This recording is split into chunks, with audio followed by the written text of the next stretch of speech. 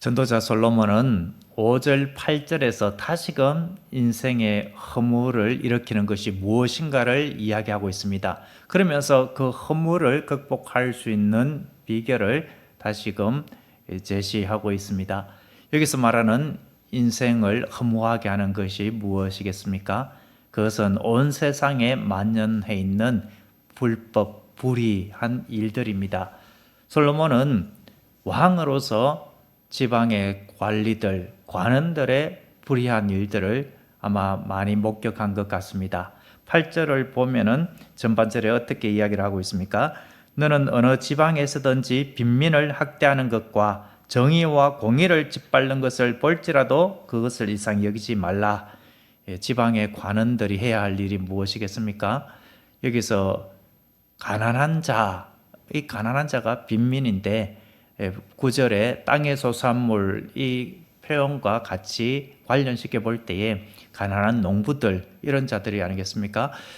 지방의 관원들은 그런 가난한 자들을 잘 볼살펴 주어야 하지 않겠습니까? 힘든 일이 있으면은 보호해주고 돌보아주고 도움의 손길을 베풀어야 하는 것이죠. 그런데 이들이 어떻게 하고 있는 것을 지금 솔로몬이 목격하고 그것에 대한 안타까움을 표시하고 있습니까? 학대라는 표현을 쓰고 있습니다. 그래서 학대는 억압하는 것, 거기에다가 더해서 강탈하는 의미까지 있습니다. 강탈은 힘으로 약한 자를 속이거나 또는 강제로 탈취하는 것, 빼앗는 것, 약탈의 의미까지 있습니다. 정말 도와줘야 하는데 벼룩의 간을 빼먹으라 하는 말도 있죠. 그들에게 무엇을 더 도와줄까? 이것을 고심해야 되는데 그 힘없고 약한 자들에게 하나라도 더 착복을 해서 자신들의 배를 불리는 모습이 있었다라는 것입니다. 그것뿐만 아니라 판결, 재판을 굳게 하는 그러한 나쁜 판관들도 있었다. 이것을 이렇게 이야기를 하고 있죠. 정의와 공의를 짓밟는 모습으로 이야기를 하고 있습니다. 판결은 모든 사람 앞에 공의롭고 공정해야 하지 않겠습니까? 그런데 힘있고 권력 있는 자들 앞에서 판결이 제대로 이루어지지 않고 그들에게는 더 유리하게 판결을 하고 힘없고 권력 없고 오늘날로 적용을 하면 소위 백이 없는 사람, 배우가 없고 특별히 영향력을 가지지 못하는 그런 사람들에 대해서는 판결을 억울하게 만들어 버릴 수가 있다는 겁니다. 죄가 있는데 그런데 힘있고 권세 있는 사람은 법망을 요리조리 피해가는 일들 오늘날도 얼마나 많이 있습니까? 감옥에 들어가도 몇 번을 더 들어가야 할 사람인데도 그렇지 않고 이렇게 저렇게 법망을 피해가는 일들이 있는가 하면은 그런데 그런 권세가 없는 사람은 이 작은 일도 그렇게 법의 심판을 받아야 된다라고 하면서 법의 심판을 받는 일이 있는데 그런데 문제는 정말 억울하게 누명을 쓰거나 증거가 정확하지도 않는데 강압적으로 그 사람을 범죄자 취급하면서 없는 죄도 있는 것으로 만들어서 억울하게 감옥살이를 하는 사람들도 우리나라 역사를 보더라도 얼마든지 많이 있다라는 겁니다. 그런 일들이 지금 자행되고 있는 모습, 이것을 솔로몬이 지적을 하고 있습니다. 그런데 하반절에서 어떻게 이야기를 하고 있습니까? 그런 일들을 볼지라도 그것을 이상히 여기지 말라라고 하고 있습니다. 이상히 여기지 말라. 이것은 얼마든지 그런 일이 있을 수 있다. 우리 사람의 속성은 죄로 가득 차 있다. 그렇기 때문에 이 죄악된 사람의 심성에서 나오는 그러한 불의한 일들이 얼마든지 있을 수 있다는 겁니다. 여기서 정의와 공의를 짓밟는 모습을 다른 번역에서는 정의와 공의를 박멸하는 그런 표현을 쓰고 있습니다. 박멸이 무엇입니까? 아예 깡그리째 다 없애버리는 모습이 아닙니까? 여기서 정의는 사법적인 판결, 재판, 선고 이런 것들을 의미합니다. 공의는 원론적인 입장에서 도덕적인 의, 공의 이런 것을 말합니다. 하나님 앞에 정말 공의롭게 재판을 하고 판결을 하고 사회의 정의를 세워 나가야 함에도 불구하고 그런 일들이 짓밟히는 현실, 그런 것들을 볼지라도 이상히 여기지 말라. 그런 일들이 얼마든지 있을 수 있다. 이렇게 이야기를 하고 있습니다. 솔로몬이 지금 이야기하고자 하는 것은 핵심이 무엇이겠습니까? 그런 일들에 대하여서 그냥 수수방관하라, 그 말이 아닙니다. 그대로 뭐 포기하고 살아라, 이런 말도 아닙니다. 여기에서는 없지만 그 다음 구절 그 사이에 우리가 미루어 짐작할 수 있는 것이 어떤 것이겠습니까? 그런 것들이 있지만 그 나름대로 그러한 불의와 불법에 항거해서 바로잡을 것은 바로잡아야 한다, 이런 말까지 그 틈새에 있다. 이렇게 우리는 이 말씀을 받아들여야 되겠죠. 그런 불의함에 대하여서 이 세상은 불의하니까 뭐 내 한 명 그것에 대해서 아니요 한다고 해서 달라질 것도 없으니 뭐 그대로 내버려 두자, 이런 것이 아니라 우리가 할 수 있는 한 하나님의 공의, 정의를 이루어 가기 위하여 애쓰고 힘써야 한다라는 것입니다.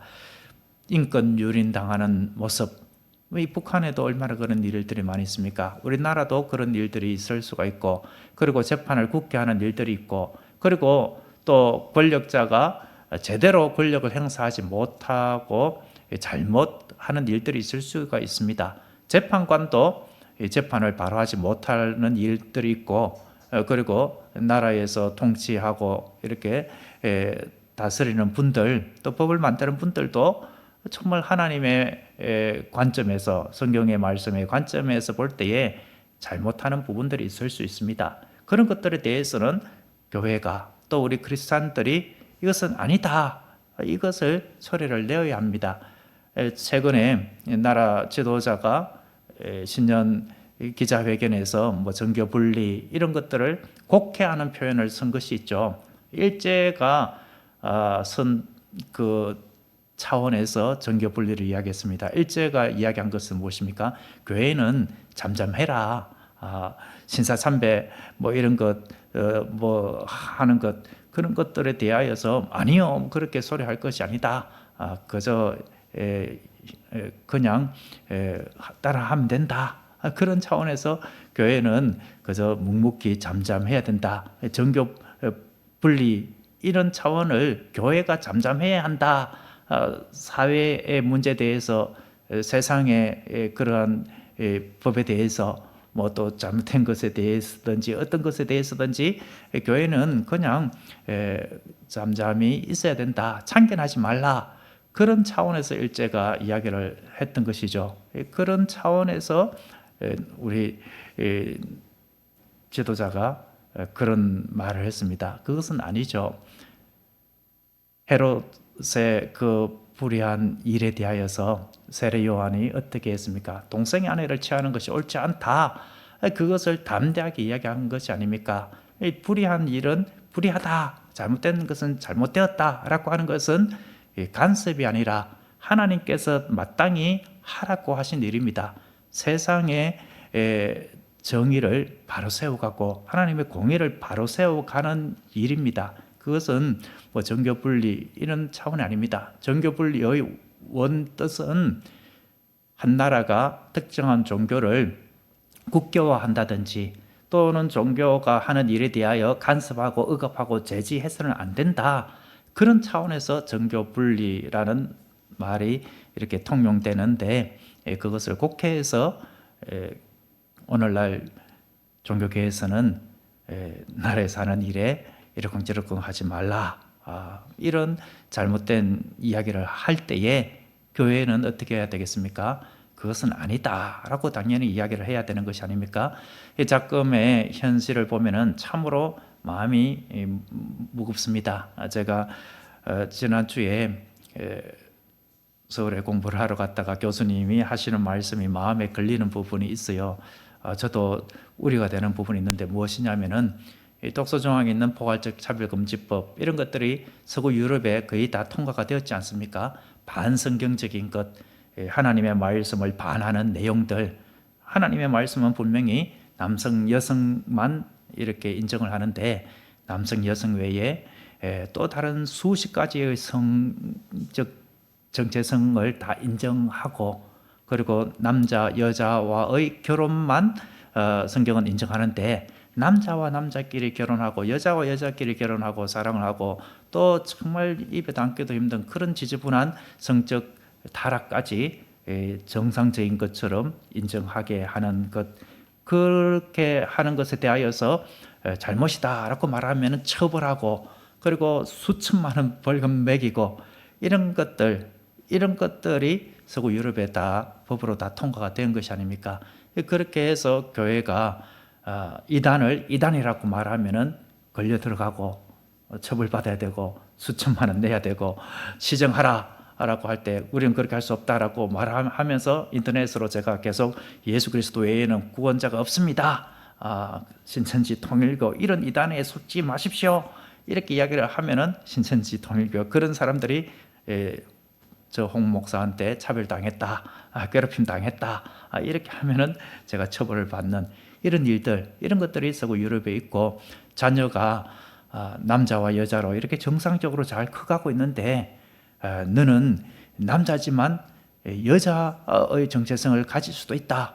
너는 여자지만 남자로서 이렇게 살아갈 수도 있다. 이렇게 잘못된 가치관을 집어넣어서 남자아이가 여자로 성을 바꾸려고 하고 그렇게 또 반대로 이렇게 하려고 하는 것, 그런 것들을 부모 동의 없이 학교에서 아이들 상담해서 그렇게 성전환 수술도 시켜버리고 그런 것들에 대해서 부모가 이럴 수가 있느냐 하고 따지고 들면은 당신은 법을 어겼다, 아이와 함께 있을 수 없다, 강제로 부모를 격리시키고 부모를 처벌하고 이런 일들이 서구 유럽에 있죠. 이런 것들에 대하여서 우리나라도 계속해서 이런 법을 지금 발의하고 있죠. 그런데 안타까운 것은 이런 잘못에 대하여서 교회가 비성경적이다 이렇게 한 목소리를 내어야 되는데 점차로 이제 그렇지 아니하고 뭐 이제 시대적인 흐름이 그러니 교회도 따라가야지 이런 것이 되는 추세, 이런 것에 대하여서 그 교수님은 얼마 가지 않아서 이런 독서 조항에 있는 악법 이런 것들이 우리나라에서도 통과되지 않을까 걱정된다. 그런데 만일 그것이 하나님의 뜻이라면은 어떻게 되겠느냐? 그것이 두렵다라고 했습니다. 그 말은 하나님께서 그것을 원하셔서 허용한다라는 것이 아니라 교회가 바로 서지 못하고 하나님의 백성들이 하나님의 말씀대로 제대로 살아가지 못함으로 말미암아 하나님의 징계 차원에서 그런 악법이 통과되도록 하나님께서 그냥 내버려 두시면 어떻게 하나, 그런 걱정을 하는 것입니다. 남유다가 그들의 우상 숭배 죄로 인하여서 바벨론에 의해서 망했죠. 그렇게 망하는 것, 그것이 하나님의 뜻이었습니다. 그렇게 망하면서 다시금 돌이키고 세우도록 하는 하나님의 목적이 있었죠. 그런 것들을 참 우려하는 모습, 그런 것들이 우리가 참 안타까움으로 생각하고 계속 기도해야 할 부분인데요. 그런데 여기서 하는 말은 그런 악법에 대하여서 우리가 할 수 있는 일은 다 하면서 이것은 부당하다, 그렇게 또 뭐 인터넷으로 할 수 있는 일 하고 또 뭐 이렇게 저렇게 소리를 낼 수 있는 일들은 하되, 그런데 궁극적으로는 어떻게 해야 한다라는 것입니까? 하나님께 맡겨야 한다라는 이야기를 솔로몬을 통하여서 우리에게 적용으로 삼을 수 있습니다. 한번 따라해서 해보겠습니다. 불의를 막되 궁극적으로 하나님께 맡깁시다. 우리가 억울한 일을 당했을 때에 개인적으로나 또는 다른 사람이 억울한 일, 힘든 일을 당하고 불의한 일을 당했을 때에 그런 것들에 대하여서 우리는 정의를 바로 세우기 위하여서 노력해야 되고, 이 세상의 법정이 잘못 판결을 하는 일이 있거나 또 이 나라의 지도자가 잘못된 길로 갈 때에는 그것을 바로 세우기 위하여서, 정의를 바로 세우기 위해서, 또 하나님의 법을 우리가 지켜가기 위해서 애를 쓰고 힘을 써야 하기는 하지만 정의를 우리가 물같이 공의를 마르지 않는 강물같이 흐르도록 애써야 되지만 그러나 하나님께 맡겨야 된다. 이 말을 솔로몬이 하고 있는 것입니다. 8절 하반절을 높은 자는부터 끝까지 같이 한번 읽어보겠습니다. 높은 자는 더 높은 자가 감찰하고 또 그들보다 더 높은 자들도 있음이니라. 여기서 높은 자, 처음에 나와 있는 높은 자는 문맥상 볼 때에 지방에서 다스리는 자들, 지방 관원들을 뜻하겠죠. 그런데 높은 자가 있고 더 높은 자가 있습니다. 그 지방 관원 위에서 감찰하는 사람, 감독관, 또 주목해서 살펴보는 자, 여기서 왕도 더 높은 자에 해당이 될 수가 있겠죠. 그래서 지방 관원이 잘못하는 일이 있으면은 그보다 더 높은 사람이 그 잘못을 바로잡을 수가 있다. 그 억울함을 풀어주는 일이 있을 수가 있다라는 겁니다. 그런데 또 그 왕이 또 잘못할 수도 있겠죠. 또 그 왕도 제대로 못할 수도 있겠죠. 아합의 그 불의한 일, 그런 일들을 우리가 생각할 수 있지 않습니까? 나봇의 포도원, 그것은 하나님께서 금지한 부분이 있죠. 기업, 땅, 그것은 하나님께서 주신 것이기 때문에 함부로 사고 팔 수가 없습니다. 그래서 나봇은 왕이 이런저런 제안을 했지만 그렇게 할 수 없습니다 라고 했는데 아합은 그것을 끝내 빼앗았죠. 거짓 증인을 세워서 이세벨의 그 말을 듣고 거짓 증인을 세워서 나봇을 죽이고 그 포도원을 가출했습니다. 이처럼 왕이 힘들고 정말 억압받는 자들 도와줘야 되는데 왕조차도 더 악한 일을 저지를 수도 있죠. 그런데 지금 솔로몬이 하고자 하는 말은 그들보다 더 높은 자가 있다, 이 이야기를 하고 있습니다. 그들보다 더 높은 자들이라고 했는데 장음복수라는 것으로 쓰여진 이 그들보다 더 높은 자는 궁극적으로 하나님을 가리키고 있습니다. 절대적이고 영원한 권력을 가지신 하나님, 하나님께서 모든 것의 판결자이시다. 그러니 이 땅에서 일어나는 부정부패, 불의한 일들, 그런 일들을 하나님께 궁극적으로 맡기라, 이런 이야기를 하고 있는 것입니다. 9절은 8절의 내용을 조금 더 부연 설명하는 것으로 이해할 수가 있겠습니다. 9절 같이 한번 읽어보겠습니다. 땅의 소산물은 모든 사람을 위하여 있나니 왕도 밭의 소산을 받느니라. 땅의 소산물은 누가 이렇게 가꿉니까? 농부들이 가꾸는 것이 아닙니까? 농부들이 가꾸는 그 땅의 소산물, 그것을 관원도 취하고 또 더 높은 왕도 취하게 되죠.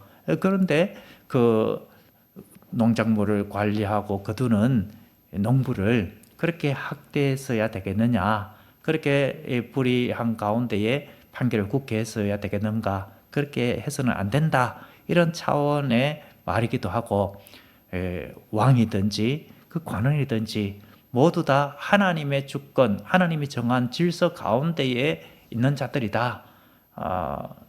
땅의 관원이든 왕이든 다 땅에서 나는 그 소산물을 먹는 것이 아니냐. 하나님께서 정한 질서 가운데에 있다. 그러니 하나님의 정한 질서는 그 가난한 자들을 억압하고 학대하는 것이 아니다. 사랑으로 돌보고 이렇게 도와줘야 하고, 정의롭게 판결하고 재판하고 하나님의 정의, 공의를 이루어가야 한다. 이런 차원에서 구절의 이야기를 하고 있습니다. 시편 138편 6절에 보면은 여호와께서는 높이 계셔도 낮은 자를 굽어 살피시며 멀리서도 교만한 자를 아심이니이다 라고 하고 있습니다. 권력은 위임된 것이지 소유된 것이 아니다. 에드먼드 버커라는 사람이 말을 했습니다. 하나님께서 주신 권력, 그러한 것들을 남용해서는 안 된다. 하나님의 통치 질서 가운데에 살아가야 된다. 하나님이 위에 계신 것을 알아야 된다. 이런 이야기를 하고 있습니다. 솔로몬이 지금 말하고자 하는 궁극적인 것은 무엇입니까? 억울한 일을 당할 때에 그보다 더 높은 자가 풀어줄 수가 있다. 그런데 그렇지 못한다라고 할지라도 궁극적으로 최종적으로 하나님께서 심판하시는 그 날에 하나님께서 판결하신다라는 것을 이야기하고 있습니다. 여러분, 하나님께서 판결하는 마지막 날은 주 예수 그리스도의 재림의 날이죠. 그때에 이 세상의 억울함도 모든 것들이 다 밝혀진다. 이런 것들을 이야기하면서 우리가 살아가는 이 세상에 하나님 앞에 원수 갚는 것도 맡겨라. 이런 적용으로 우리에게 메시지를 주고 있습니다. 로마서 12장 19절에 내 사랑하는 자들아 너희가 친히 원수를 갚지 말고 하나님의 진노하심에 맡기라. 기록되었으되 원수 갚는 것이 내게 있으니 내가 갚으리라고 주께서 말씀하시니라 라고 했습니다. 여러분, 이 세상은 완전하지 않습니다. 아무리 애를 쓰고 애를 쓴다 할지라도 저부터 우리 사람은 주님 앞에 죄와 흠이 많은 인생들입니다. 절대적으로 주님께서 다시 오시기 전에는 완전 무결할 수가 없습니다. 교회도 완전 무결할 수가 없습니다. 아무리 교회를 정화하고 거룩하게 한다라고 할지라도, 그리고 그것을 정화하려고 하는 노력이 있다 할지라도 그곳에서 또 다른 하나님께서 보시기에 좋지 않은 모습이 나타날 수가 있는 한계가 있습니다. 그렇기 때문에 우리가 이 악한 세상을 바로잡는다, 또 교회를 정화하고 정결하게 한다, 우리가 노력은 할 수 있지만 완전하게 그런 일들은 우리가 불완전하기 때문에 완전하게 그렇게 될 수는 없다. 그리고 이 세상은 이제 마지막을 향하여 가고 있다. 가면 갈수록 더 악해질 수밖에 없는 종말을 향하고 있다. 이것을 우리는 먼저 알아야 하는 것이죠. 그러면서도 우리는 할 수 없지만 점점 악은 더 활개를 치고 사탄은 할 수만 있으면은 믿는 자라도 집어삼키기 위하여서 그렇게 아둥바둥 우리를 공격해 올지라도 우리 주님께서 최후의 판결자가 되어 주셔서 재판하신다. 이것을 잊지 말아야 하겠습니다. 최종 판결자 되시는 하나님만을 신뢰하며 우리의 삶의 모든 것들을 주님께 맡길 때에 인생에 다가오는 허무, 어떻게 이렇게 불의하고 어떻게 이런 일이 있을 수 있나, 이러한 것들을 극복할 수 있는 줄로 믿습니다. 기도하겠습니다. 공의와 사랑의 하나님 아버지, 불의와 억울함이 가득한 현실을 우리가 목도합니다. 전 세계적으로 기독교계에 우려가 되는 일, 교회를 힘들게 하는 일들이 일어나고 있고 우리나라에서도 그러한 일들이 일어나고 있습니다. 아버지 하나님, 또한 불의한 일들, 부정한 일들, 그러한 의혹들도 이 세상은 많이 있습니다. 교회 안에서도 하나님께서 보시기에 아름답지 못한 모습, 정결하지 못한 모습들도 있습니다. 주님, 이러한 것들이 우리의 기도 제목인 줄로 압니다. 하나님의 정의와 공의를 교회 안에서부터 세워가고 이 나라와 이 민족을 주님께서 기뻐하는 정의와 공의를 이루는 그 일에 우리의 작은 발걸음, 작은 외침이라도 힘을 보탤 수 있는 우리가 될 수 있도록 도와주시옵소서. 죄악을 방조하거나 방관하거나 묵인하는 것이 아니라 하나님 앞에서 마땅히 해야 할 바를 할 수 있도록 도와주시옵소서. 그러나 아버지 하나님, 우리의 힘의 한계를 우리를 생각하며 또한 마지막 날을 달려가는 이 세계 속에서 하나님께서 하시는 부분들이 있음을 믿고 사람의 판단보다 높으신 하나님의 판결을 신뢰하게 하여 주시옵소서.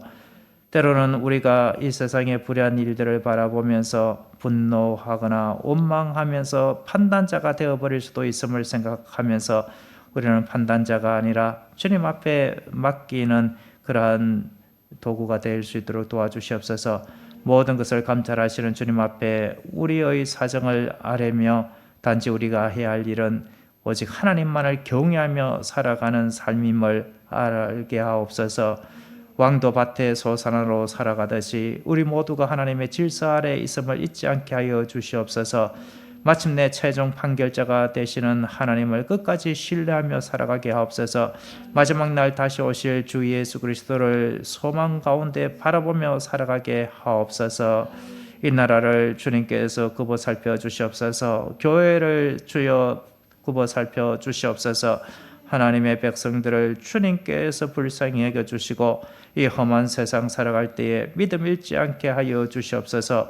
진리의 말씀 붙들고 주님과 동행하는 우리 모두가 다 되게 하옵소서. 예수님의 이름으로 기도드립니다. 아멘.